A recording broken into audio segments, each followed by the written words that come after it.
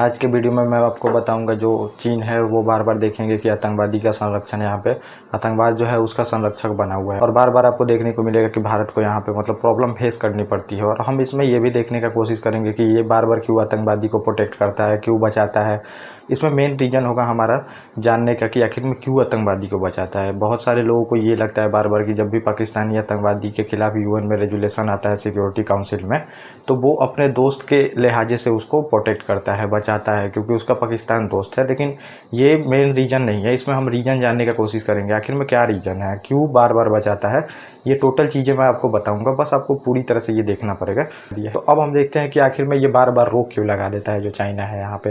तो ये आपको देखने को मिलेगा। समझिए, पहला नंबर, सभी लोग बोलते हैं कि पाकिस्तान उसका दोस्त है तो वो रोक लगा देता है। कोई भी आतंकवादी को इंटरनेशनल टेररिस्ट घोषित किया जाता है तो वो पाकिस्तान की मदद करता है हमेशा। लेकिन ये मुद्दा नहीं है। आप समझिए कि मुद्दा क्या है यहाँ पे आपको देखने को मिलेगा। एक तो है ही मतलब समझिए कि पाकिस्तान दोस्त ऐसा है नहीं, खासा मतलब दोस्त उसका नहीं है। जो है तो वो इकोनॉमिकली, और जो चाइना मतलब इंडिया से दुश्मनी है इसके वजह से देखेंगे जो नेबर कंट्री का मतलब दुश्मन होता है तो उसको सपोर्ट करता है दूसरा नेबर जो रहता है। तो ये यहाँ पे चल रहा है। तो अब समझिए कि ये क्यों कर रहा है। तो यहाँ पे आपको देखने को मिलेगा, जैसे आप देखेंगे ईस्ट तुर्किस्तान रहता है वहाँ पे, आप देखेंगे मतलब चाइना में रेगुलेशन होता है 1949 में, और उसके बाद देखेंगे 1951 में ये तिब्बत पे भी आक्रमण करके उस पर भी कब्जा जमा लेता है। और फिर देखेंगे ईस्ट तुर्किस्तान रहता है, उस पर भी कब्जा कर लेता है। तो तुर्किस्तान वाले इलाके में जहाँ पे वीगर मुसलमान है, तो वीगर मुसलमान करते क्या है, उस टाइम जब रेगुलेशन हुआ तो बहुत सारे वीगर मुसलमान भाग गए वहाँ पे। तिब्बती जो बहुत सारे नेता थे वो भी भाग गए।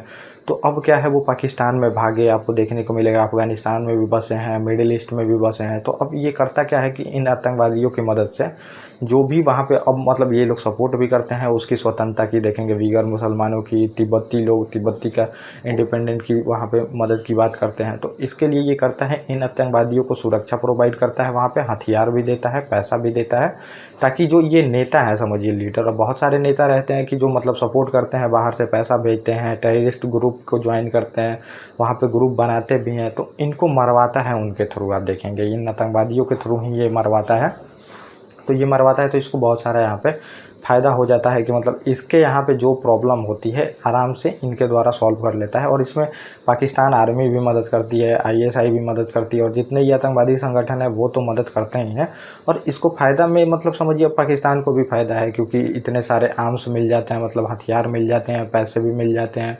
तो वो क्या करता है, अब इसका उपयोग आतंकवादी जो संगठन है ये भारत के खिलाफ करने लगता है, तो उसको इसका फ़ायदा है। और चाइना को अब समझिए यहाँ पे दो तरह से फ़ायदा हो जाता है। अगर ये भारत से मतलब भी फ़ायदा हो जाता है, क्योंकि देखेंगे भारत हमेशा अस्थिर रहेगा तो उसको हमेशा प्रॉफिट ही होगा, क्योंकि यहाँ पे एनिमी समझिए कि कौन है यहाँ पे, अगर भारत का माने तो चीन ही है, और चीन का कौन है, भारत ही है समझिए। तो उसको यहाँ पे भी फ़ायदा हो जाता है कि भारत भी अशांत रहता है, जम्मू कश्मीर वाला इलाका अशांत रहता है तो उसको फ़ायदा हो जाता है। ये तो फ़ायदा होता है। और जितने भी उसके मतलब इंडिपेंडेंट की जो तिब्बत वाला इलाका है, जो शिनजियांग प्रांत है वो वाला इलाका है, तो उसमें जितने भी नेता रहते हैं उनको मरवाते रहते हैं हमेशा। आप देखेंगे पाकिस्तान में मरवा दिया जाता है, तो ये आतंकवादी संगठन ही मार देते हैं। फिर देखेंगे अफगानिस्तान को भी मदद करता है, अफगानिस्तान में भी जितने हैं उनको भी मारा जाता है। फिर मिडिल ईस्ट में है उनको भी मारा जाता है। तो ये आतंकवादियों को इसलिए सपोर्ट करता है, और भारत को भी यहाँ पे लॉस हो सके, भारत कमज़ोर हो सके, इसका जितना रिसोर्स है वहाँ जम्मू कश्मीर में लगा रख सके, ये भी फ़ायदा उसको हो जाता है। और पाकिस्तान को तो फ़ायदा होता ही है, क्योंकि वो मतलब आतंकवाद फैलाता है। तो उसका एक समझिए फॉरेन पॉलिसी का ये बिल्कुल